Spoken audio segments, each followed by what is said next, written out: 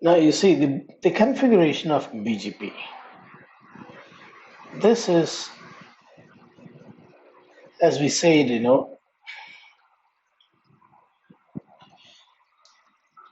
we want IBGP as well as BGP. But I also showed you the configuration command is same for both EBGP and IBGP. The configuration command is same for both EBGP and IBGP. Then what makes difference? How router knows I'm talking to EBGP? It compares the local autonomous system number, the autonomous system number of this router that you mentioned here, with the neighbor statement. If the neighbor statement says the neighbor autonomous system is same, then the router will understand the neighbor is an internal peer, if not external. So this is the command that we use: neighbor's IP address, remote AS, and autonomous system number. So the command to use to configure neighbor's information is this: neighbor's IP address, remote AS. Even for IBGP, the command is remote AS, autonomous system. So this is the command that helps to differentiate EBGP and IBGP, though the command is same. So the command is same when we compare the local autonomous system to the autonomous system of the peer. If it is same, it's IBGP. If it is different, it's EBGP. And here is an example. Router A is forming EBGP with 65.102.192.168.1.1. So 65102 and 65101 are not the same. Two different autonomous systems. So this is EBGP. Whereas this one is IBGP because the local autonomous system and the neighbor's autonomous system are same. IBGP. Now, if you want to temporarily remove the neighbor, you don't need to completely remove because it's a temporary. You can simply say shutdown. You want to stop the BGP packet, keep alive going to some particular neighbor. You want to break the relationship with some neighbor for a while, maybe till they pay the subscription. You need not to remove that neighbor. You know one thing, we will have a lot of policies with each customer. If you remove the neighbor, all the policy that you wrote will be removed.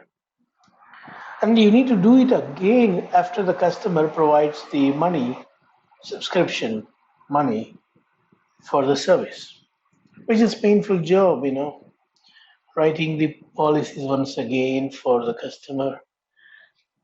So you can still keep those configurations there and no neighborship by just putting neighbor IP address shutdown.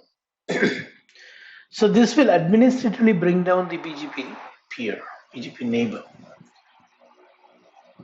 Used for maintenance and policy change to prevent route flapping. Okay, this is also another reason. So during the runtime, when you change the policy, it will badly impact the traffic flow. The flapping will be happening. As the policy getting modified, the flapping of path will be very bad, ugly to look. So we can shut down the neighbor and do whatever the changes that you want to do and then say no neighbor IP address shutdown. So that will re-enable the BGP neighbor that we have administratively shut down.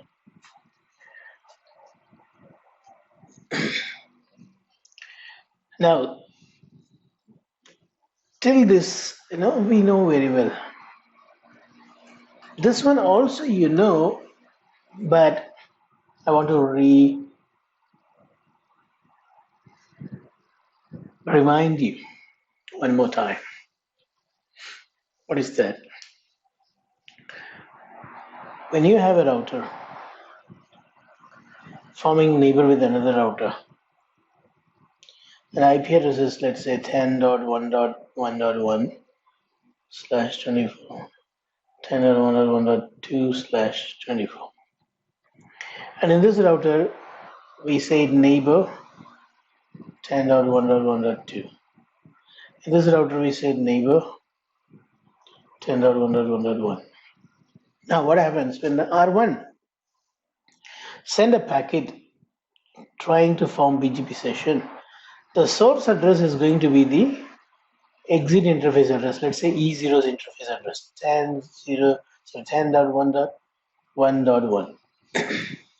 The destination address is going to be 10.1.1.2. Usually the exit interface address is going to be the source address. See, that's what written here. When creating a BGP packet, the neighbor statement defines the destination. How do you know the destination? Your neighbor statement. Your neighbor statement gave you an idea with whom I need to form session. So I know the destination from the neighbor statement. And the outbound interface, meaning the egress interface, Ethernet 0 of R1, IP address will become the source IP address. Now, when a BGP packet is received, now this packet is received on router 2. When the BGP packet is received for a new BGP session, the source address of the packet, what is the source address? 10.1.1.1, is compared with the neighbor list in the neighbor statement. If the source address matches with the neighbor statement address, then the relationship will be established. If no match is found, the packet is ignored. If no match is found, the packet is ignored. So, what should I do? I need to make sure the source IP address of all the BGP packets which wants to establish a new session must match with the address on the other router in its neighbor statement. Kindly ask me if you have any doubt, question on this. Yeah, please carry on. So, irrespective of how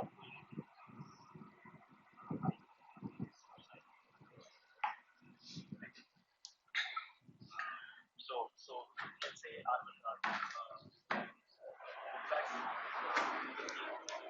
then even in that case,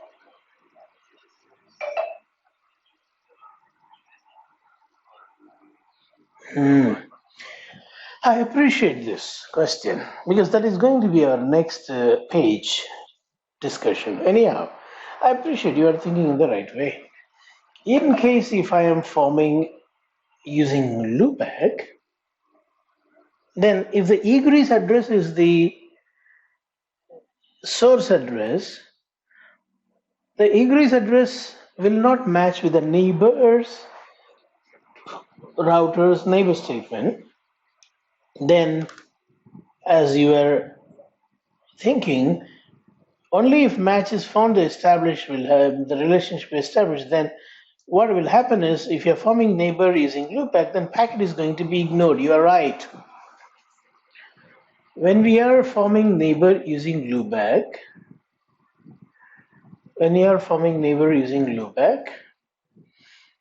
the loopback address, the loopback interface address is not going to be. I'm going to draw and explain here. Explain our Sheikh G. Sheikh G. Let me explain you.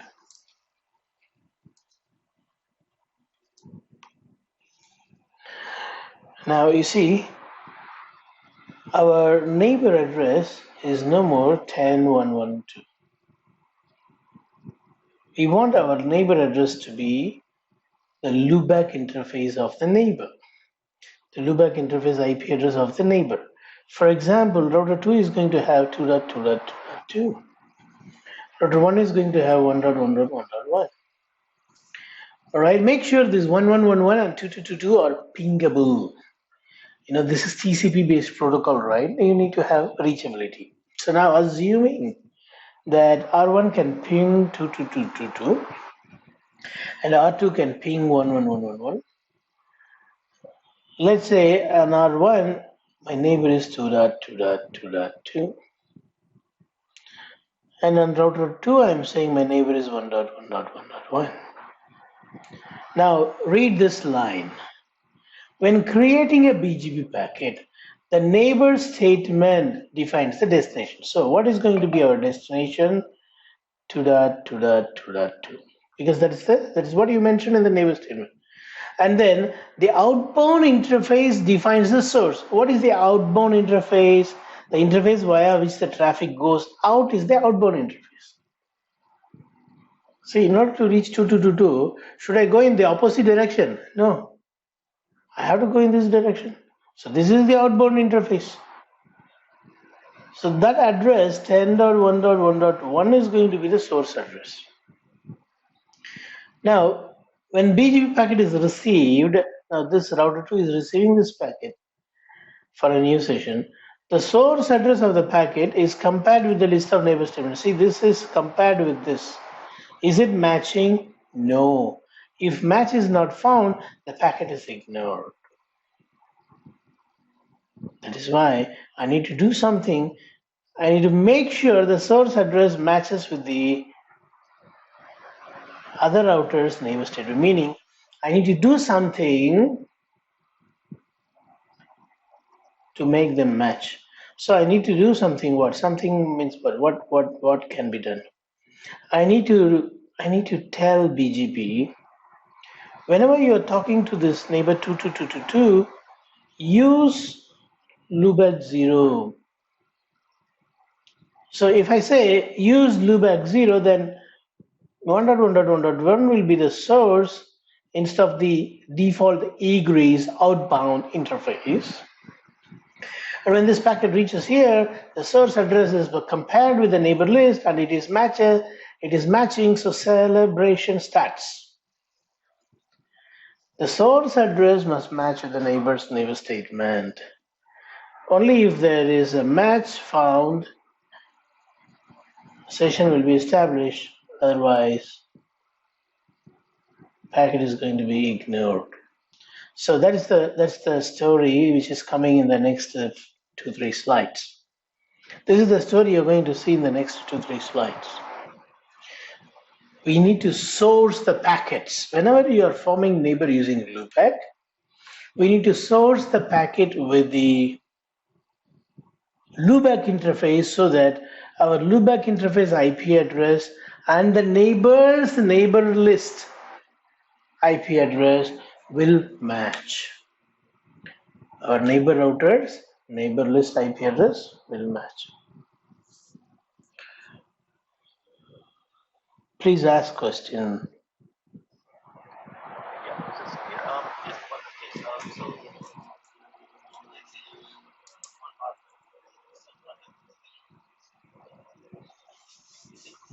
Yeah. Exactly. See, mostly people will use the loopback interface address. Why? Because we got redundant path like this. You see this topology? We got redundant path like this. The reason why we are not using exit interface addresses, you have two exit. You have two exit.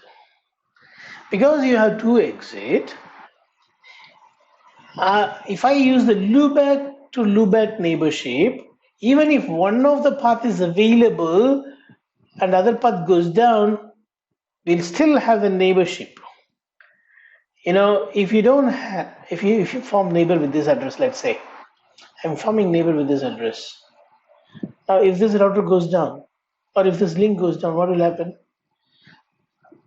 The neighbor will break between A and D. But when I form neighbor using loopback, when I form neighbor with loopback, to reach the loopback I can go this way. I can also go this way. If one of the path goes down, no problem. Go only this way. Go come only this way. Go only this way. Come only this way. You know, whenever we have redundant paths to our remote peer, it is recommended to use loopback interface. That's the use case of using loopback as the neighbor address. Using physical interface address is possible, but why?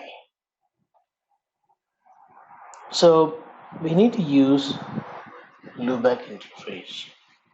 But if you have some genuine reason to say, I want to source it with my inside physical interface address, you're allowed to do that. For example, I got a tunnel, DMVPN tunnel between A and D, and I want to form neighbor via the tunnel. So through the tunnel, I want to have BGP, and I want to form neighbor using my LAN interface here to this LAN interface here. Yes, now you can do it. You can source it with that LAN interface because you got DMVPN, right? You don't want to do it on the non-broadcast address, NVMe address. So if you don't understand these things, it's okay. So all that I want to say is, most of the time we'll have a loopback interface address to source, not the physical interface. What is the command that I should use in order to change the default egress address to be a source address into a loopback interface to be a source address? By default, the egress interface address, the outbound interface address is the source address. What is the command to change that? What is the command to change the source address to be my loopback interface address or any other physical interface? This is the command. Neighbor address, whenever you talk to this neighbor, send all the updates using the source interface loopback 0, like this. You see, we are going to router 3 and saying that 333, so we're going to router B and saying 3333 is a neighbor. Whenever you speak to the neighbor, source it with 22222 because 2222 is well configured as a neighbor in the remote router.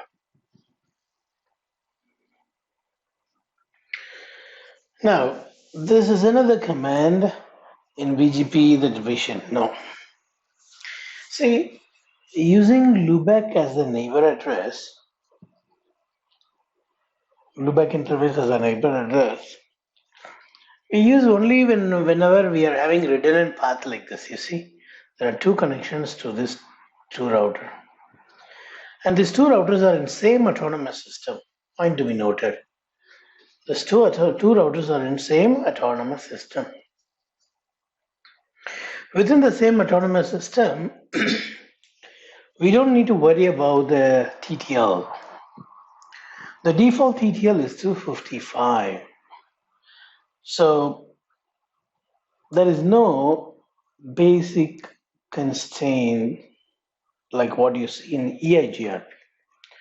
In EIGRP, there is a constraint saying the EIGRP neighbor need to be directly connected, meaning because the TTL value of the packet is 1, the neighbor's network should be seen as a connected network in the routing table.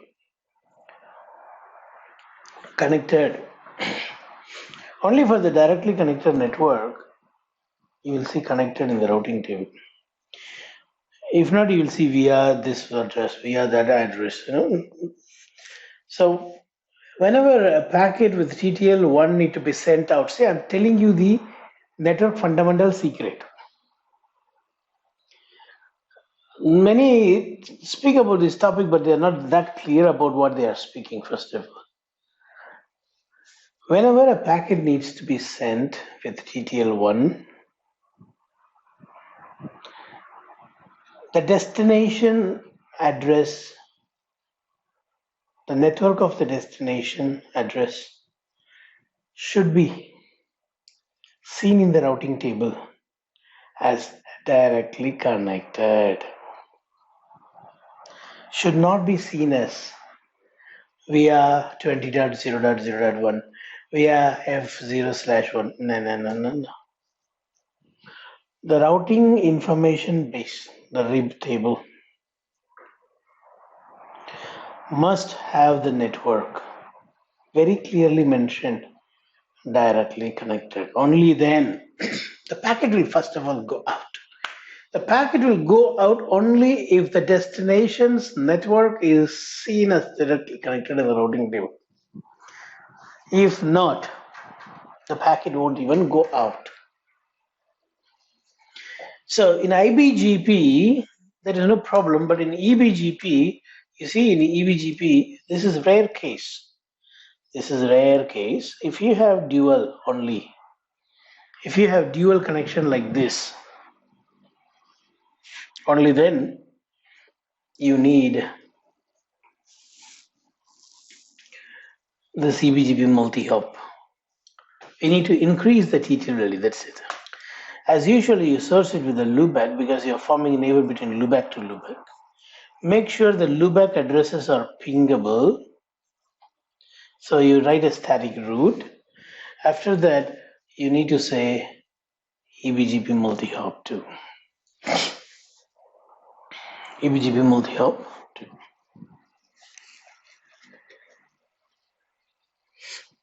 Yesterday, I had a call with some company in US as well as in India. So they have, sorry, not in US, Canada. They have one in Delhi and also in many parts of the world, and they also have in Canada.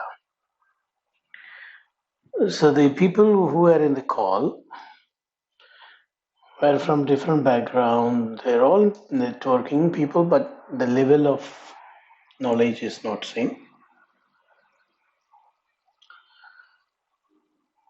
So one person who is leading that call, he says, we want to learn BGP in depth. The other says, no. This training topic is only that. Why we need to go into BGP in depth? We don't want BGP in depth. The other says, no. Not every participant is in the same level. We need to know BGP first in depth in order to understand that topic. So let us have BGP in depth. But the other guy who is not really willing others to come to his level. So he says, no, this topic of the training is only this. Why we need to talk about BGP in depth? And then he tries to attack others, saying, because he's a senior in that office, that's what I see. The budget of the training is less. So if you teach 1 day or 2 day of BGP, then it becomes 2 extra day for this training. See how he is coming. Actually, he did not want others to learn. He wants to learn that portion which he wants me to talk, not the other things. From the ground level, he do not want me to speak because others also will understand fully and they will all become equal. So I asked a question. This is the question I asked. If I don't teach update source loopback 0, if I don't say next up self, which we are going to learn, if I don't teach this ebgp multi-hop, when I teach you that topic, I need all these things. And when I configure these things like update source loopback 0, ebgp multi-hop, next up, and half of the crowd is not going to understand why I do that. And what's the point of they joining the training? Why should they be in the training? What I'm coming to say here is this is how you might have attended training in your past. Title of this training is only this, so we will not talk about this. Then you no need to sit in the training. Get up and come. We are wasting our time. So the training is not for us. It's for 2 or 3 people who is sitting there, right? So don't miss these things. This may look like not so important. Where is the route we are talking about? Where is the customer's traffic? Why we are learning this protocol like this? We need to just know how to enable. No, that's not the way you should learn BGP. BGP should be learned in the way that you use attributes to filter routes, apply policy for some path, for some specific path, for specific destinations. That is how it has to be learned, right? So don't miss this. So far we have seen only one, which is update source. In order to match with our neighbor address, we need to source it with the correct interface. Next, what we are learning is whenever you are forming neighbor between 2 ebgp router using redundant paths, first thing, make sure they ping. Which one pings? The Loopback pings via the redundant path.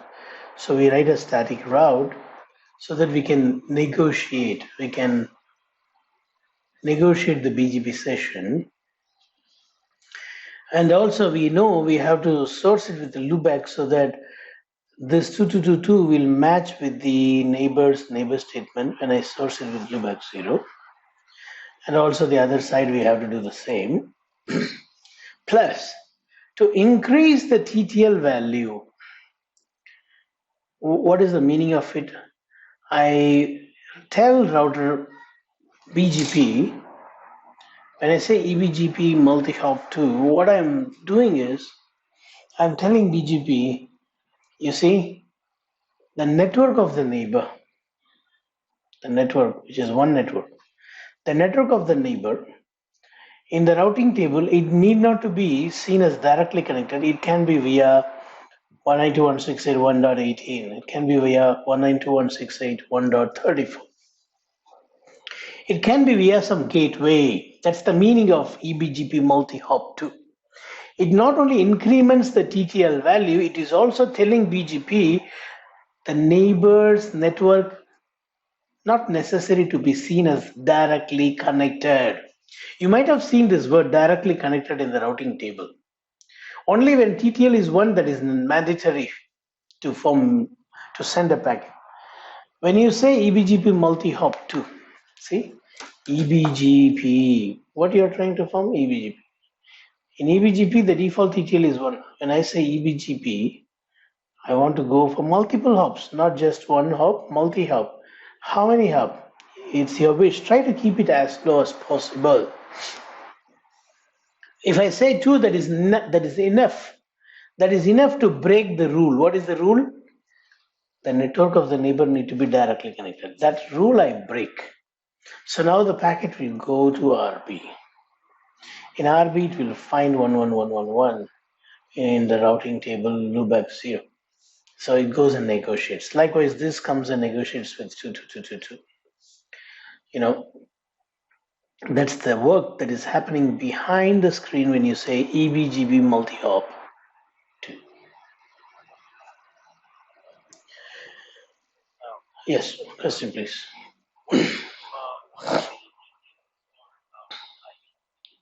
255. That's why we don't send the. Correct. For IBGP, the neighbor network, even if it is not said as directly connected in the routing table, BGP will send the packet out. But for eBGP, only when it finds the network of the neighbor as directly connected mentioned in the routing table, it will send. So to overcome the default behavior, to override it, we say ebgp multihop 2. One last thing, one link there is one link to the when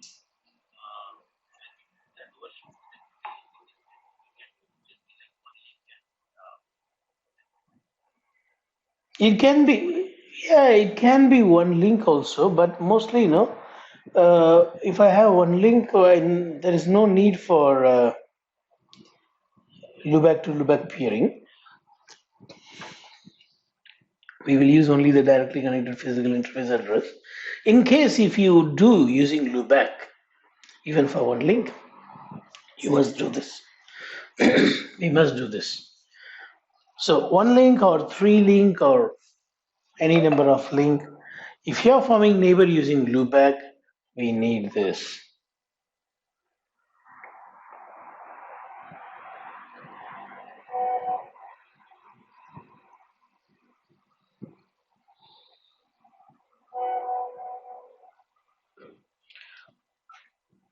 Right. Now, so far what you learned is over. So don't connect that to this, which we are going to learn now. This is totally new. So have a fresh mind. Now, if you have any questions, Sheikh, you should ask me now regarding this ebgp multi-hop, or because the next topic is going to be totally different one. We have learned update source and ebgp multi-hop. Any question from Sheikh? Right. Let us go into this new topic, next hop behavior. This is very important to know. But this is not new to you and me. Right from the day one of BGP, I have mentioned this. BGP is a path vector routing protocol. It shows the AS path. BGP, for BGP, one AS is one hop. BGP, for BGP, one AS is one hop. So if a router learns route, it will always have the identity of the neighbor autonomous system. Repeating again. This is router 1 in autonomous system 10. Router 2 learns a network from router 1 and it gives to router 2, router 3. Router 2 and 3 belong to another autonomous system 20. Let us say this is the network 1.1.1.1. Router 1 is advertising this network. When router 1 advertises this address 10.0.0.1, let's say. When router 2 learns 1.1.1.1, the next hop address will be 10.0.0.1. Pay attention now. Router 2's IP address on this interface is 20.0.0.1. But when router 3 learns from router 2, the next hop address will not be 20, but it will be 10. Why? BGP is autonomous system by autonomous system, not router by router. For R3, it should know from which neighbor it is receiving. But because it is an autonomous system by autonomous system protocol, it won't show the neighbor router's address. Instead, it will show the neighbor autonomous system's address. For any router in autonomous system 20, see, I have just 2 router. I may have 40 router also, router 40. For any router in autonomous system 20, The next stop will be only this address, 10.0.0.1. Why? Because it's an autonomous system by autonomous system protocol. The next stop should be the next autonomous system's IP address. How do you know your next autonomous system? I know as 10.0.0.1. So that is what will be shown as the next hop address. Now let us read this. BGP is an autonomous system routing protocol, not a router by router routing protocol. In BGP, the next hop does not mean the next router. It means the IP address to reach next autonomous system. Isn't it correct what I said? The IP address to reach the next autonomous system is 10.0.0.1. How neatly they have written in a nice English word, you see. It means the IP address to reach the next autonomous system. Now the EBGP, for EBGP, the default next stop is the IP address. See, for router 2, the default next stop is 10.0.0.1. BGP given next stop is also 10.0.0.1. No problem. But the problem is only for the IBGP. For router 3, which is an IBGP to router 2, for router 3, which is an IBGP to router 2, the next stop is not the original next stop. The next stop is the address that is carried from EBGP into IBGP. 10.0.0.1 is carried into IBGP. See? For IBGP, the protocol states that the next stop advertised by EBGP should be carried into IBGP. So in short, what I want to say is router 2 will not alter the next stop address. Router 2 will simply carry the next stop address. Router 2 will not change the next stop before sending to router 3. Router 2 will simply carry the same address that R1 gives. Likewise, router 3 will also carry the same address given by R1 to all the routers inside the autonomous system. So we are learning the default next stop behavior in BGP. For IBGP, the EBGP protocol, BGP protocol states that the next hop address advertised by EBGP should not be altered, should be carried to all the IBGP neighbors. Is this clear?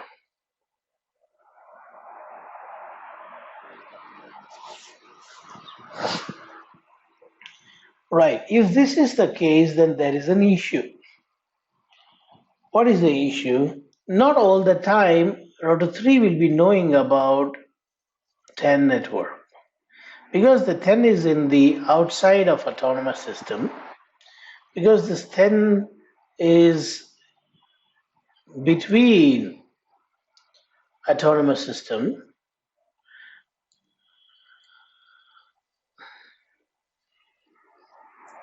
because this is not our inside organization, it is connecting to outside, we won't be running a IGP protocol there.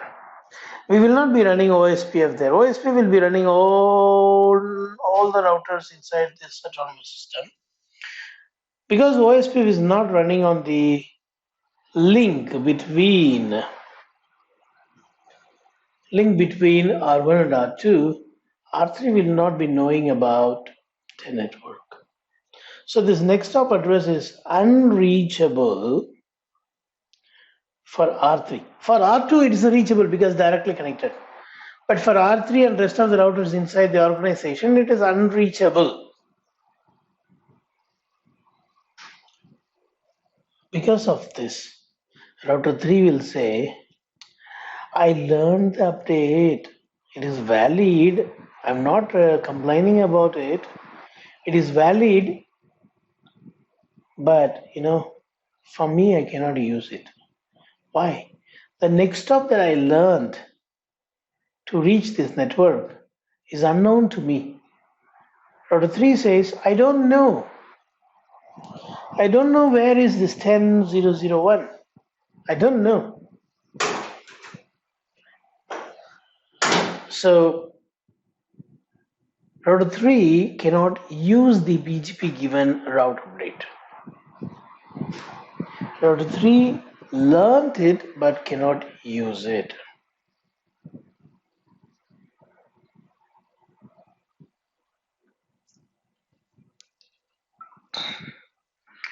What is the solution? Simple. You need to go to router 2 and say, router 2, don't do this. Don't do what? Don't carry.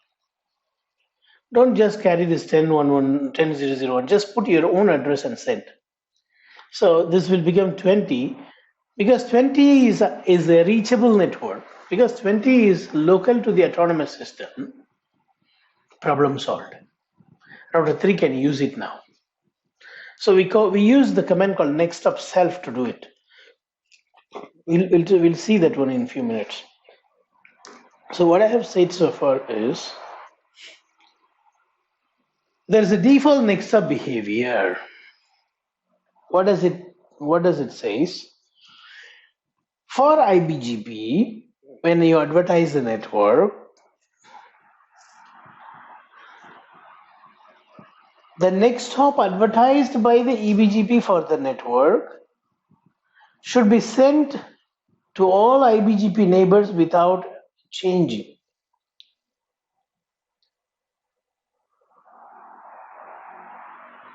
Sometimes those IBGP routers which receives the update may not know about that next hops, means next autonomous systems address, the network. One way is go and run OSPF in this interface, just to expand the boundary of OSPF so that all the routers inside will know about the 10 network, which most of the case we don't prefer to do because it is on the WAN interface. We do not want to run OSPF.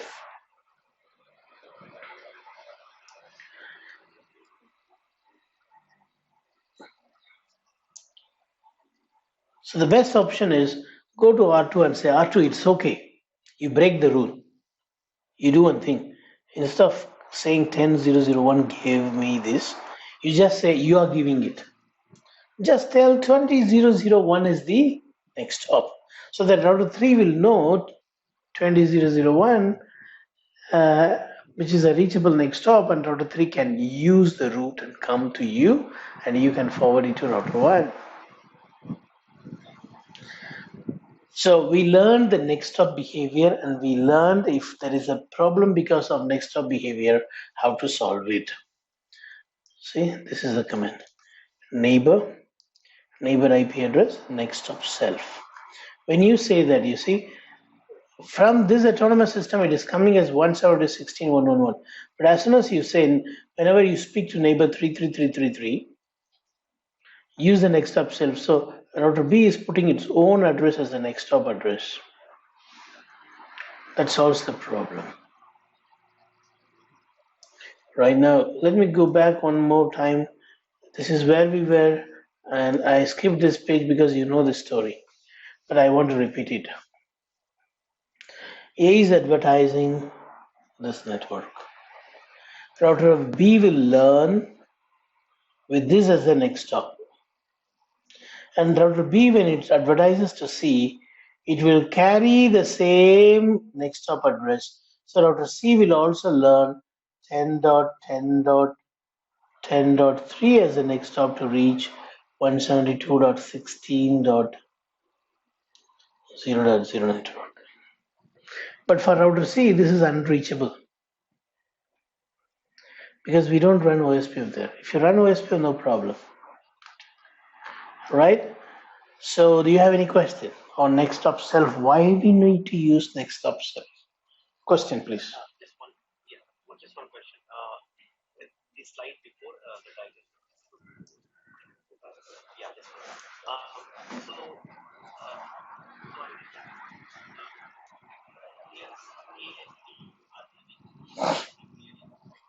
Yep. So the question is, and I what I can see is 10, 10, 10, 100, 10, 10, 10 or 3, and I presume that they will be doing the peering right? Peering addresses are never advertised. Okay. So even if there is peering on that, that doesn't change anything in the next half. Correct. Okay, that was the question. Right. So, Sheikh, any question? Okay, sir. No questions. So, one more. Actually, there are two more topics. One is next up behavior only. Another one is peer group. By the no, no. Let's do one thing. We'll finish this page, then we'll have the remaining thing in the next tomorrow. So, next up, in a multi-access network, please understand this is a very interesting one. This is very interesting one. This is very tricky one. And for exam sensitive, this is exam sensitive one. Once upon a time, in CCA exam, I saw this type of scenario. What it is? You see, this is a switch. It's a layer 2 switch here. We don't have EBGP between A and C. We don't have EBGP between A and C. We are having EBGP between A and B, and B is having IBGP with C, and C is having EBGP with D. Now, A. For A, what will be the next stop to reach 192, 168, 1.0?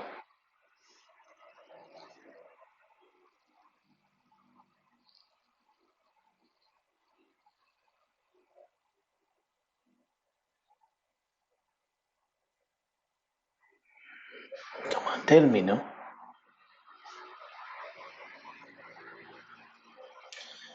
Let me repeat the question.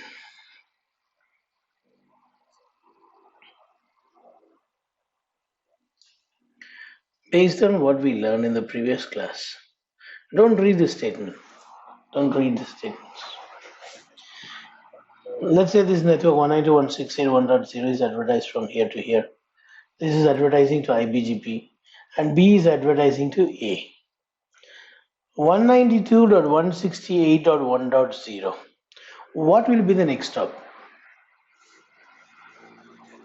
Yeah, that's what we will think. 10.1, because that is the address to which we form neighbor.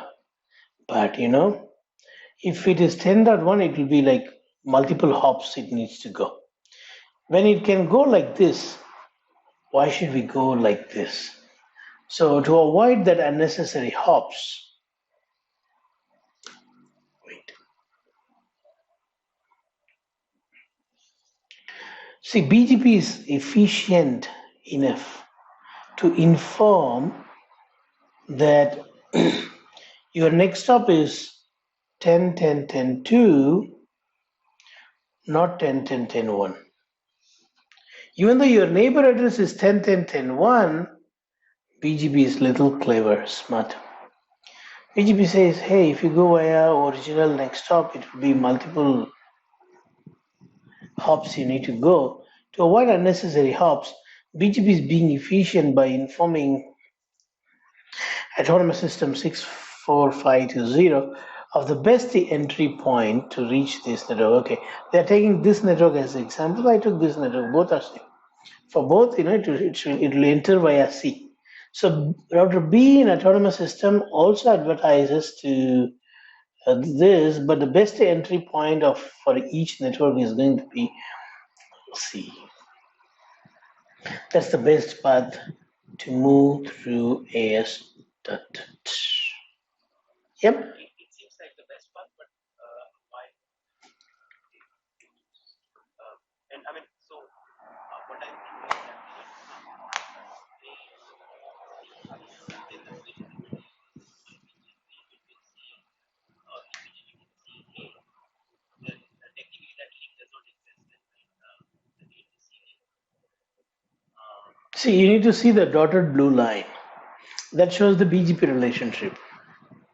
That red line means the circuit, the physical cabling, like it's connected through a layer to switch. See the IP address. They all belong to same subnet 10, 10, 10, 10.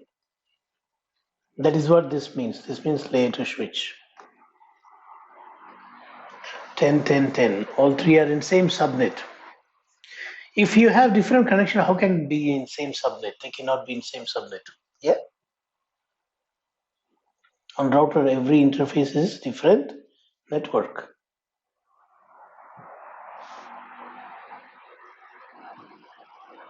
Right. So this is like an abnormal behavior, but again, this is a smart move.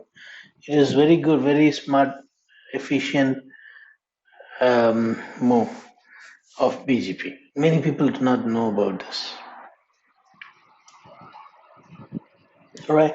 So the next is the peer group. We'll talk about the peer group after we do the hands-on on these topics. So in our next class, we need to do hands-on on um, update source,